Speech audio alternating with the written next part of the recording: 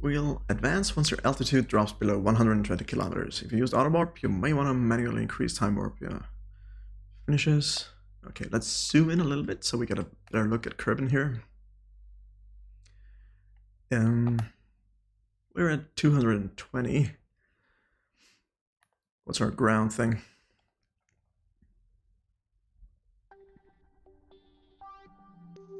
Is Gene going by sea level or surface level? I don't know. Doesn't make much of a difference anyway here.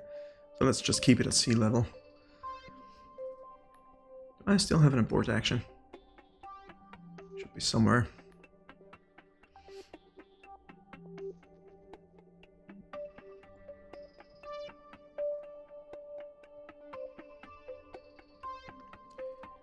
We may want to warp a little bit to advance this.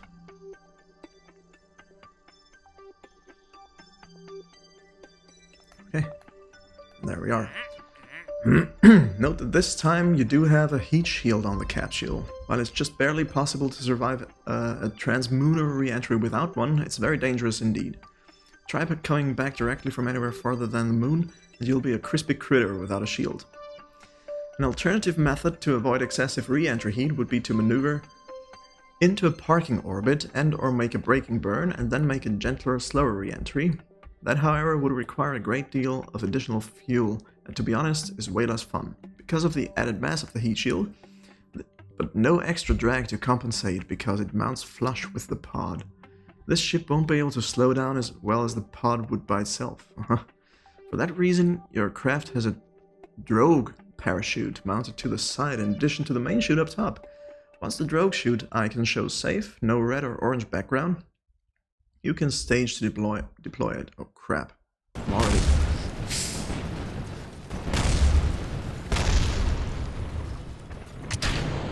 Let's deploy.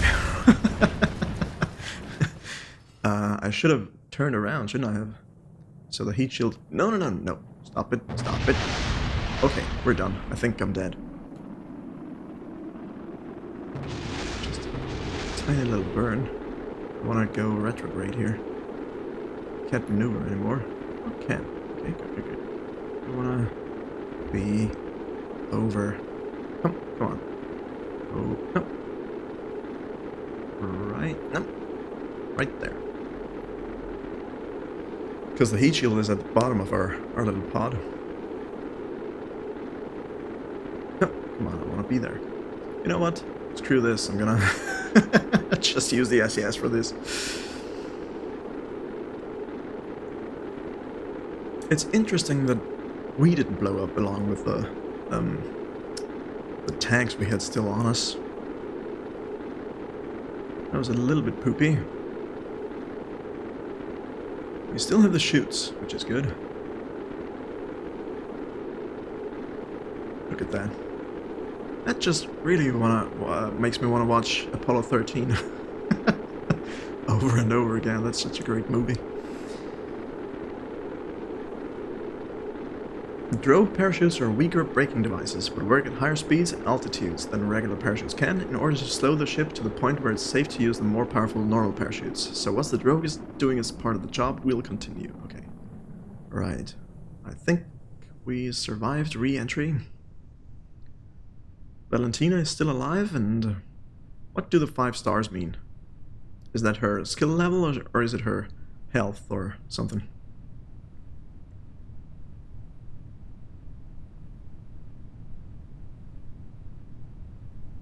Skill level, okay.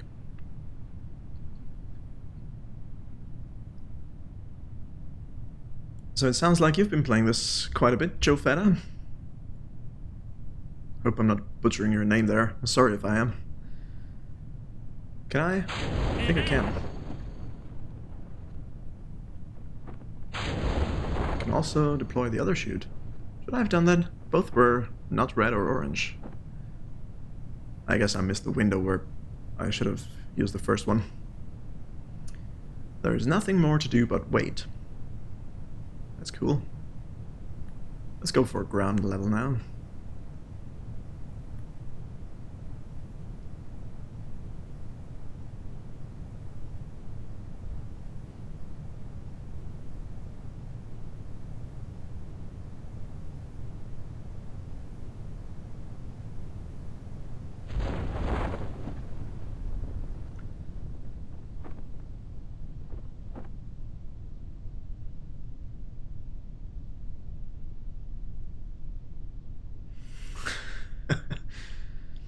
Okay, so judging from what you just said, your skill level is 6 stars out of 5, right? Got a lot of hours, and different parts have different explosion stress meters. One streamer I watched forgot a decoupler, and I had to step them through intentionally blowing up a part to use it as an improv decoupler to make sure the pod landed safely. Ooh boy.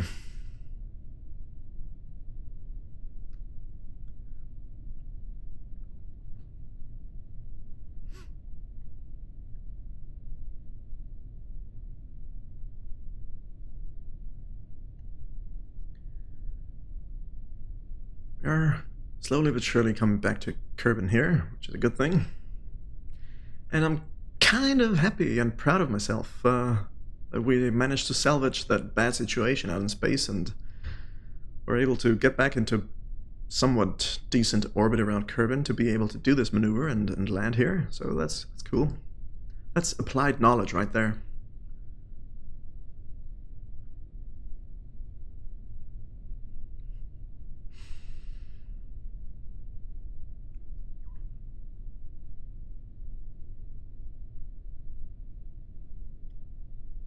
No, I still want to have the SAS going. Pointed retrograde. You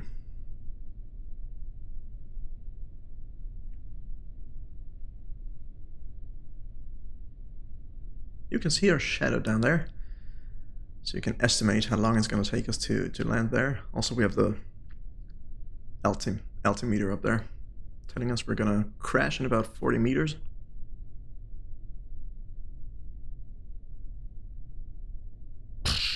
And there we are. Congratulations, you've successfully returned from the moon. A ticker tape parade would be held in your honor if this weren't a training simulation. Instead, you'll just have to go and do a real moon mission in your own carrier or sandbox save. When you're ready, open the pause menu and get to the next mission. That's what we're gonna do. I'm counting this as a success, even though it wasn't nominal in terms of the training's parameters. But I think perhaps it was bugged, because the same thing happened yesterday with the estimated time of the burn being an hour, even though we're just maybe a couple of minutes away from it. So be that as it may, we're just going to move on to docking now. We'll review the process of attaching two ships with one another in space. Okay. Hello, today we'll be going over a very exciting process, making two separate ships attached so they can share resources, crew, or simply become a bigger ship. If you're interested in orbiter lander missions or creating space stations, this will be a must, so pay attention. Let's begin. In order to dock to another ship, the first thing you have to do is catch up to it. Rendezvous with it, to use the technical lingo. To accomplish that, the first thing you have to do is put your ship in a coplanar orbit, meaning an orbit with the exact same inclination. That's gonna be fun. Open your map. Look at those poor guys. Who are the poor guys? Where are they? So this is us. This is Kerbal Rescuer, which is us, and this is Stranded. They're doomed to orbit Kerbal forever unless you go to their rescue, which you should, because our space program's reputation will go down if we leave people marooned out in space. If you play around with the camera, you'll notice that your orbit and theirs don't have the same inclination. Right, ours is basically Kerbal's equator, and theirs is a little tilted there.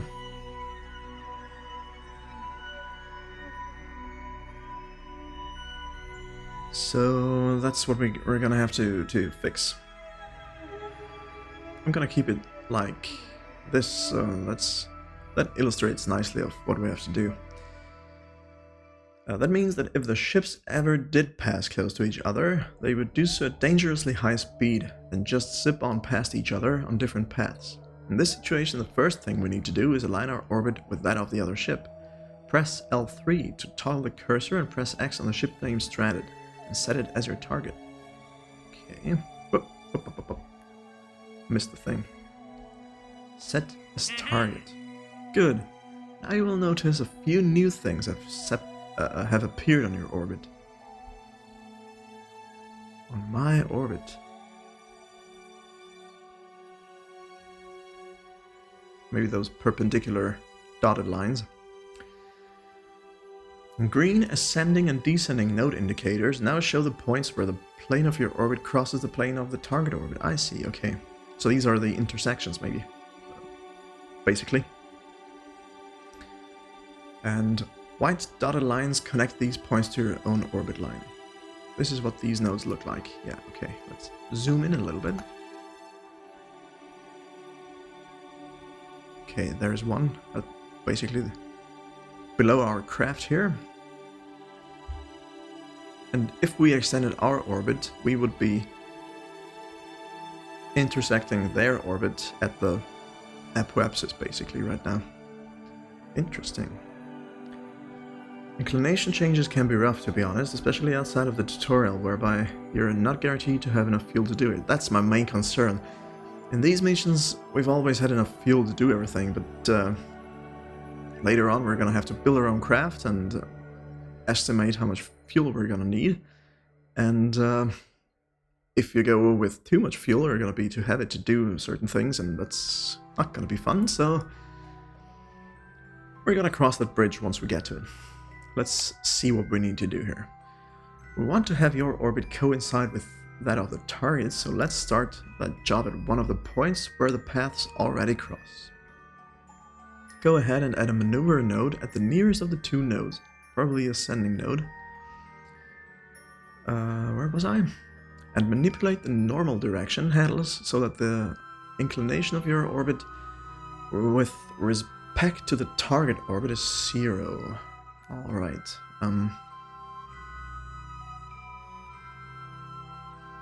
so let's add a maneuver here. And we want to go for the normal thing, which is this. And we want to zoom out again. No, that's the wrong direction. Let's try this.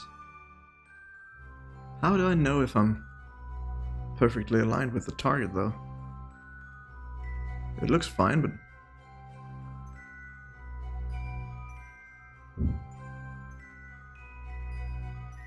I should watch those numbers at the bottom left, I'm guessing.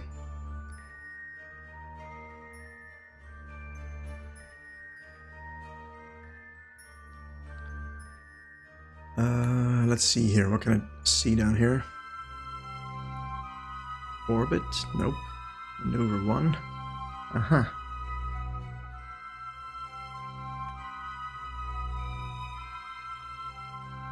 Looks good. Trying to line them up here. They're almost identical, aren't they?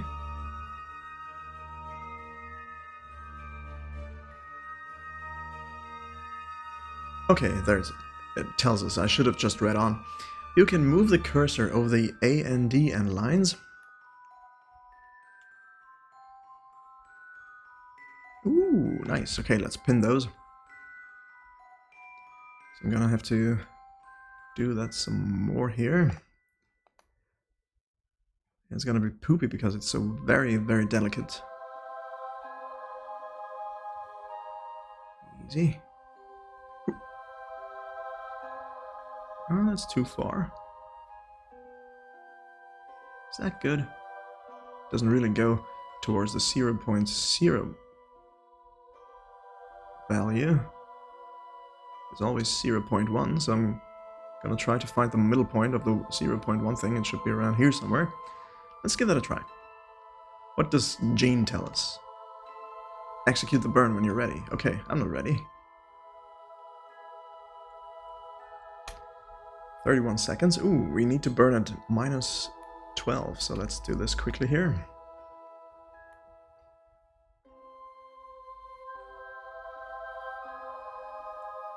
Let's see if we're doing this right.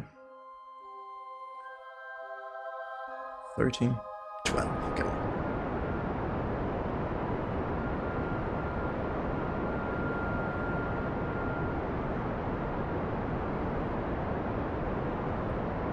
Let's see if we're doing the burn correctly. Okay, slow down a little bit so I have more control over what's happening.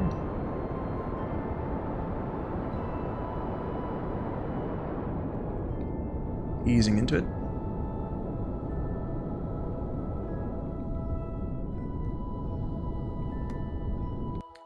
Okay. Whew. Outstanding. Now your orbit and the stranded ships are coplanar, more or less, by 0.1 degrees. Design Killers, welcome back to the stream. It's so great to see you again. Just finished my homework and treated myself with some ice cream. Well, that sounds like a great day you're having. I finished work earlier too, so now I'm treating myself to some Kerbal space program. Making my head hurt even more. Outstanding. Now your orbit and the stranded ships are coplanar. The next step is to generate a transfer orbit, much like you do when you're targeting another celestial body, which will transfer your ship from one orbit to the other.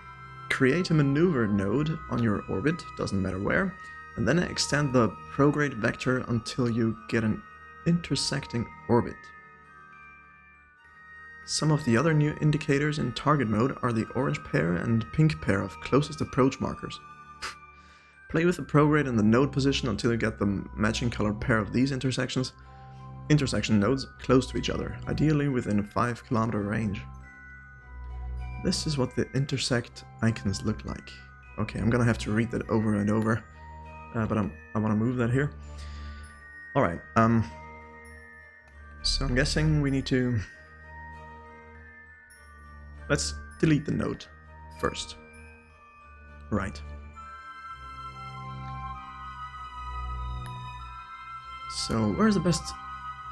He did say it doesn't really matter where, because we're gonna move it around anyway, so let's add it here. That's 2 minutes. Let's make it a little bit longer.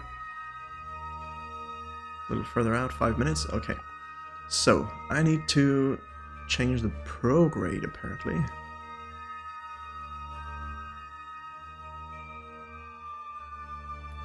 We want to mark this here, so it's at within 5 kilometers. It's 1,000 kilometers. It looks so close, though. Nope.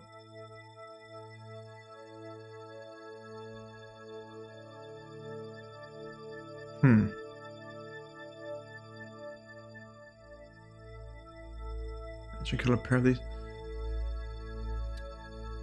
Am I looking at the wrong thing here? Maybe I should be doing this. Whoop. It doesn't tell me anything though. Crap. Separation, 1,000 kilometers. Wait, what? No. The purple thing is where the target is gonna move to, right? So I need to get those closer together. No, that's not it either. Son of a binky bonky, what am I doing here?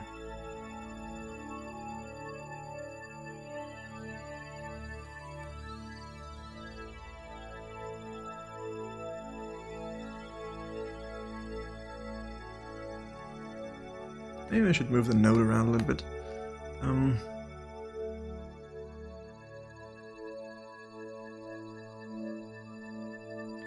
I'm gonna read the text again, just because I'm an idiot.